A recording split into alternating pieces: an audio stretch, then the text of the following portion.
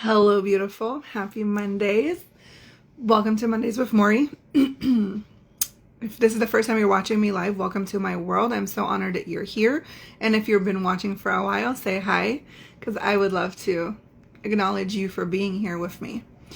I'm hiding in my bedroom because my daughter had a birthday and there's a bunch of girls upstairs. So if you hear a bunch of noise, that is why. And I wanted to come on and share with you a little insight. I know this time of year can be challenging for a lot. There's a lot of joy and there's a lot of happiness, but there's also the duality of lack. And I noticed this a few years back during a Christmas morning that I was a part of, and I couldn't understand. I couldn't put my finger on what was it that I was feeling. So I'm going to share with you this story, and I'm hoping that it would share some light for you, some awareness for you, and places that inside of you that when I'm speaking energetically start awakening and opening up. That's my goal with these lives. When I share my stories with you and I share the insight, for it to maybe help you see things a little differently, maybe help you tap into something that you were aware of, but you didn't know how to put it into words. So I'm going to share this with you. If you can take a few minutes right now to tune in with me, to be present with me, if you can really take a deep breath in and breathe out. 1 second. Scarlett, I'll be with you in a minute. And really feel into you and your body while you listen to what I'm sharing with you. You'll notice what emotions and feelings it's activating inside of you. By doing this, you'll start being aware where you are being held back, or maybe something is controlling how you're feeling and acting, or how you're doing something. Okay, so I was raised in Israel, Jewish, never celebrated Christmas. In Israel during Hanukkah, in my house, we didn't really give gifts. It wasn't that kind of holiday. So I was never around like this big amounts of gifts and buying and all this stuff. Like I wasn't like that. We have big meals. We light candles together, but it was never about gifts or money or anything like that. And so I went traveling, if you heard my story, and got to the States and met my husband, and he, an American, not religious, but obviously celebrating Christmas. And so it became this tradition of ours where, obviously we celebrate both holidays, and he has a really big family that I truly love, and we love getting together and doing gifts and opening presents and doing meals and having fun, playing games. That's become a really great tradition. I love doing it. We actually host Christmas Eve in our house.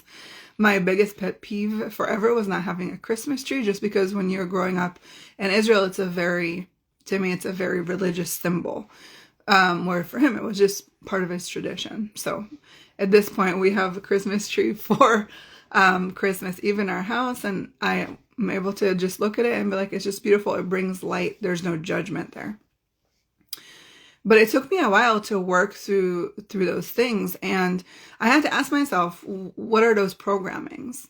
What are those programmings for me that made me feel heavy energetically, that made me feel not aligned? How can I be more open-minded? How can I be more accepting of other people's religions, traditions? What can I do to support him just like he supports me? And not getting stuck on the symbolism of things, because we are the one that put the symbol on something. We're the ones that decide the meaning. And I could choose what meaning I want to attach to that, right? So what was really hard for me to really get into is the idea of just giving all these gifts and buying all this stuff. And I realized that what would happen is we would all sit on Christmas morning, and all the family comes together, and and there's like all these children, everybody opens the gifts. And after this whole frenzy of like opening is over, there's this emptiness. I felt this emptiness feeling inside me. And I don't know if I was tuning into the collective, the people that don't have, the people that can't, the people that are alone this holiday season, or just in general, the feeling of there's no meaning attached. There's no meaning attached. And so I had to create my own meaning. I had to create my own meaning attached.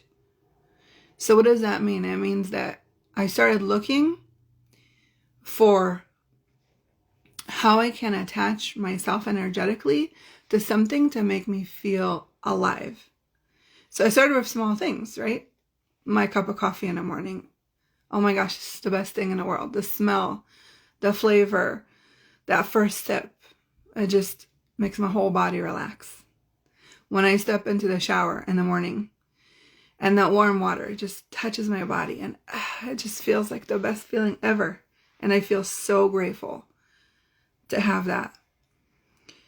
And so here we are again, Christmas, and spent time and energy buying, wrapping, collecting, hiding, all the things that we do. And I really had to start finding the attachment, the feeling that won't make me feel empty. The thing is, it's like the best feeling to see somebody open a gift that they love. There's really no best feeling for me. The feeling of giving and seeing somebody open their gift and they're so excited and they're so happy. But what I realize is that there's this balance between giving and feeling taken advantage of, giving and not receiving the reaction that you want somebody to respond. And so, maybe they don't like your gift and then they feel like, and so I really had to make all of it about the experience. I had to make all of it about what am I going to remember when this is all over? When all this mess is over and we lived in the moment and we saw the joy and the laughter, that the minute after, what is it going to create? And so I really had to tune into, what is that going to look like? You see, I realized really young that life passes really quickly. And it's these little moments that we look back on, the memories that we feel full with. But what if we can feel full, not just in these big memories, but in every little moment that we live, or every few moments, or once an hour? I think a lot of times we let these big events really take over, and then we can't be present in the moment of what's actually happening. So it always feels like a month before, a week before, especially as a mom, right? You're working, you're like crazy, overwhelmed, like have all this stuff, a million things to do, cooking and cleaning, like all this stuff during this time of year. And then it's kind of hard to be present in the moment because you're constantly thinking about the next thing that you have to do. And you're constantly thinking about how you have to do this and this and this and this and hide this gift and wrap this gift and do this thing. And we don't have time to be present. So this live is inviting you to be present. Be present. Start with your coffee or your tea in the morning. Start with walking outside, putting your feet on the ground, just breathing in. Start with looking inside your child's eyes, hugging them, telling them you love them, really being present in the moment. Whatever it is that you're doing, baking cookies, lighting candles, wrapping a gift, be intentional with it.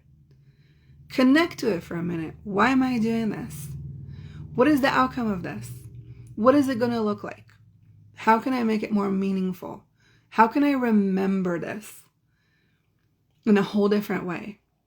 When you do it from this place of being present and not overwhelmed, not because you have to, you create a different experience for you. So after the whole frenzy is over and you're sitting there, it doesn't feel empty. It feels like, yes, I created these moments. I created this magic. What else can I create? So what can you create? What can you create this holiday season? What can you create this week? What can you create in 2025? What can you choose to do? What can you choose to be? What can you choose to focus on? What can you choose to tune into? What can you choose to activate inside you? It's so easy to let the overwhelm take over you. It's so easy to focus on the negative. It's so easy to feel the stress, the financial stress. It's so easy. It's a lot harder to choose to enjoy the moment. It's a lot harder to choose to embrace what you're feeling and just trust and ask, what is my next step here? Those steps are way easier to do, or way harder to do. But those are the steps that will change everything. I use this in my Pocket Therapy app all the time. If I feel overwhelmed, I take 5 minutes, I listen to the activation, it runs in my body. Now I'm not overwhelmed anymore, and I can come back to my family and be present. I'm feeling a wave of frustration and anger. I put in my headphones, I listen to the activation, I process the emotion, I come back to my family, stronger, better, present. We let all the outside world take over our inner peace. Your inner peace, your inner joy, your happiness, that is what you're here to do, to live, to be. And so if you're letting everybody and everything else take that from you, at the end of the day, it's going to feel really empty. So if you need support with this, contact me. I would love to help you. If you want to purchase Pocket Therapy, it's right now on a very cool gifting sale where if you buy one, you get one for free to gift to a friend or a family member. It's a great gift because it's the gift of you being you. I don't think there's anything better than that.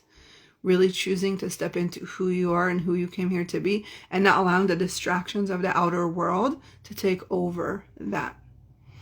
I hope you have a beautiful, beautiful holiday season. I'm here to support you. If this was a contribution, please share if you feel like somebody needs to hear this message. Somebody that's maybe struggling right now, if you would share with them, it would mean the world to me. I hope you have a beautiful day, and I will see you next Monday. Bye.